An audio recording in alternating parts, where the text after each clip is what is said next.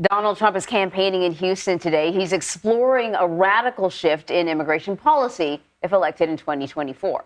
The former president said mass deportations, an end to birthright citizenship, and ideological screenings are part of his plan. Now, his ideas would impact legal and undocumented migrants.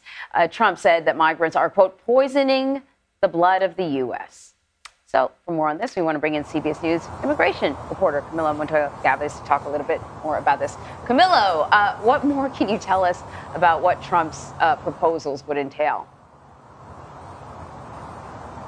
Good morning. Well, former President Donald Trump, that is again focusing on the issue of immigration and border policy as he seeks a return to the White House in 2025. During this campaign cycle, Anne-Marie, he has really outlined a dramatic and sweeping departure and shift in U.S. immigration and border policy. He has promised to end birthright citizenship for the children of unauthorized immigrants here in the U.S.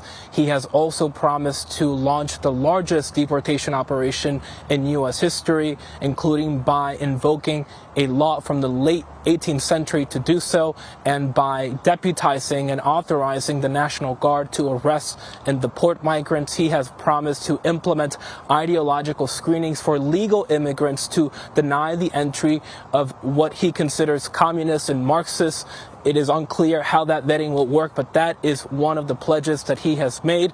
And he has also promised to slash refugee admissions, to deny the entry of refugees from Palestine and other places in the Middle East. And he has also promised to reduce legal immigration levels. So this, in many ways, would be a dramatic departure and shift from current practice, but also long-standing policy if former President Trump is elected in 2024. I mean, Camilo, a lot of these ideas sound like just campaign slogans. I don't know how familiar the former president is with the Constitution of the United States. It's the birthright citizenship is guaranteed under the 14th Amendment of the Constitution. The president can't just unilaterally end birthright citizenship. It sounds good at a rally, I guess. But how do his immigration plans now compare to what he was saying back in 2016?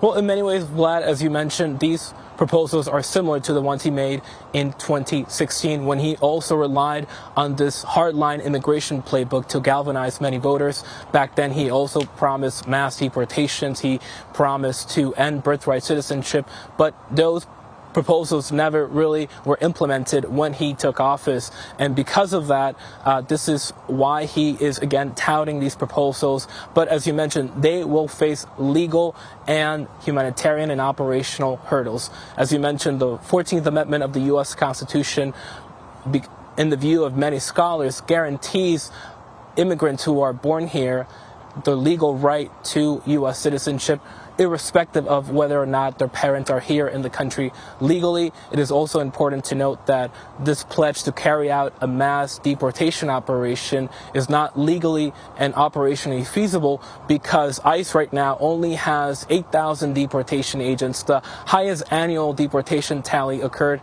back in 2012, and that was about 400,000 annual deportations. So these promises are very ambitious, very controversial, but they raise a lot of legal and operational questions, Vlad.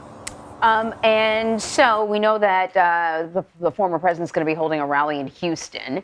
What do we expect to hear from him when he's there? Well, we can expect him to talk about these immigration promises that we just laid out, Anne-Marie. We can expect him to talk about the border. Republicans have been honing in on this issue due to the record levels of unlawful crossings there since President Biden took office. But he is going to be speaking at a company for oil and gas workers. So we should expect him to talk about economic issues as well. He has been portraying himself as a champion of the working class, and he has distanced himself from the policies of this current administration, the economic policies, that is.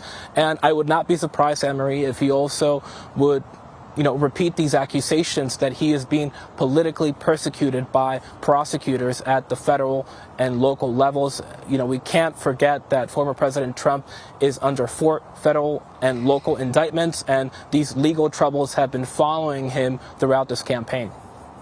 All right, Camilo Montoya-Galvez, thank you, my friend. Appreciate it.